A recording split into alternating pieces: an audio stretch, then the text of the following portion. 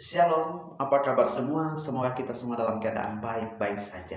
Jumpa lagi dengan saya. Saat ini saya akan kembali melanjutkan video saya sebelumnya, di mana saya telah membuat video bahwa apakah Alkitab adalah firman Allah, dan video sebelumnya saya telah menjelaskan pengertian tentang Alkitab. Dan saat ini saya akan menjelaskan lagi bahwa benar Alkitab adalah firman Allah. Saudara yang terkasih dalam Tuhan Yesus Kristus, mari kita terus semangat menyaksikan video ini sampai selesai dan video-video berikutnya, supaya kita bisa mengerti lebih jauh lagi, dan kita sebagai orang percaya kepada Kristus berdasarkan dengan standar moralitas kita, yaitu kitab suci. Maka kita perlu mengerti untuk menjadi pertanggungjawaban kita terhadap serangan-serangan yang tidak menerima bahwa Alkitab adalah firman Allah itu sendiri. Oleh karena Alkitab adalah firman Allah, maka Alkitab memiliki otoritas. Memiliki otoritas dalam arti tidak bersalah. Kalau kita lihat dalam Roma 1 ayat 17, segala sesuatu yang diceritakan dan dilaporkan Alkitab adalah benar dan tidak pernah salah. Bisa ditinjau dari segi hukum, segi historis, segi medis dalam Imamat 11 dan seterusnya di situ. Arkeologi dalam Yeremia, dari segi etis, dari segi moral dan lain-lain. Bahkan tidak gagal dalam Roma 9 ayat 6. Akan tetapi firman Allah tidak mungkin gagal, saudara. Segala yang dinubuatkan telah terjadi dan akan terjadi persis yang telah tertulis di dalam kitab suci. Segala perjanjian yang terdapat di dalamnya akan digenapi dan telah digenapi secara tepat. Dia memiliki kuasa membuktikan bahwa Alkitab adalah firman Allah.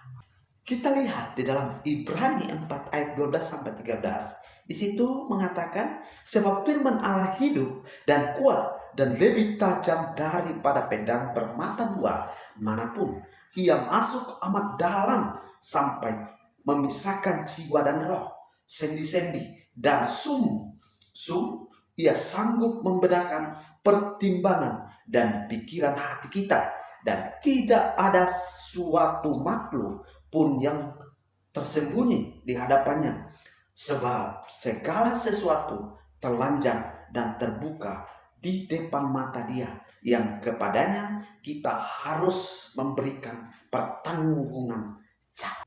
Firman Tuhan sangat jelas bahwa Dia hidup, kuat, bahkan tajam, dan manfaat yang sangat berkuasa, memiliki kekekalan, saudara.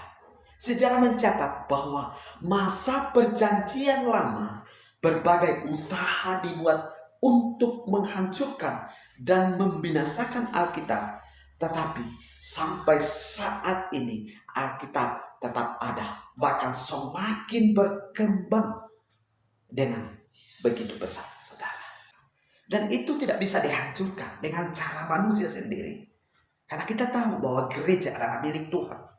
Dari masa Yeremia, masa perbuangan, masa perjanjian baru, sampai sekarang ada oknum-oknum tertentu, komunitas-komunitas tertentu ingin menghancurkan gerejanya, tetapi tidak bisa. Dan kita lihat bukti bahwa Alkitab adalah firman Tuhan. Kita melihat dari kanonisasi Alkitab, saudara.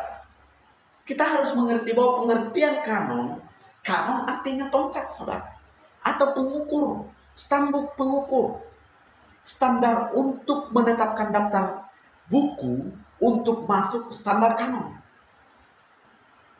Itu berdasarkan dengan siapa penulisnya, siapa pengarangnya.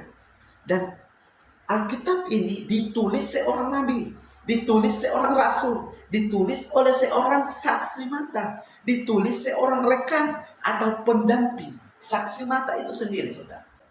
Setelah tertulis, Alkitab ini disahkan oleh Tuhan Yesus dengan cara mengutipnya dalam perjanjiannya. Dan itu ditetapkan oleh Bapa berdasarkan pimpinan Roh Kudus.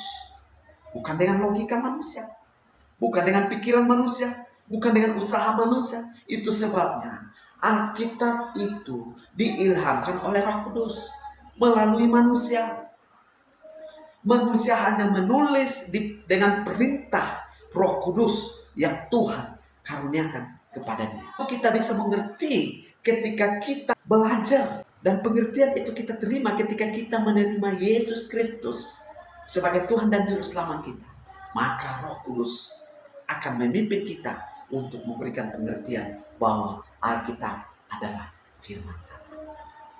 Saudara yang terkasih dalam Tuhan Yesus Kristus, kenapa tidak ketemu? Banyak orang-orang tertentu tidak mau menerima bahwa Alkitab adalah firman Allah. Kenapa? Karena belum menerima Yesus sebagai Tuhan dan Juru Selamat. Kalau saudara mau mengerti, memahami Alkitab lebih dalam, saudara harus menerima Yesus dulu sebagai Tuhan dan Juru Selamat. Karena Roh Kudus itu kita dapatkan hanya di dalam Yesus Kristus, saudara. Dan saudara tidak akan pernah mengerti kalau bukan pimpinan Roh Kudus. Itu sebabnya orang Yahudi belum menerima Yesus sebagai Tuhan dan Juru Selamatnya. Karena mereka selalu memandang sesuatu apa yang dilihat matanya, bukan mengharapkan dengan Roh Kudus yang memberikan pengertian. Seperti para nabi yang telah menulis kitab suci ini, bukan karena hebatnya, bukan karena jagonya, tetapi itu Roh Kudus berbicara langsung kepada mereka. Sehingga saat ini ada firman Allah, dan inilah standar moralitas kita untuk berjalan dengan dunia ini menjadi terang, menjadi teladan, menjadi saksi dari Samaria sampai ke ujung.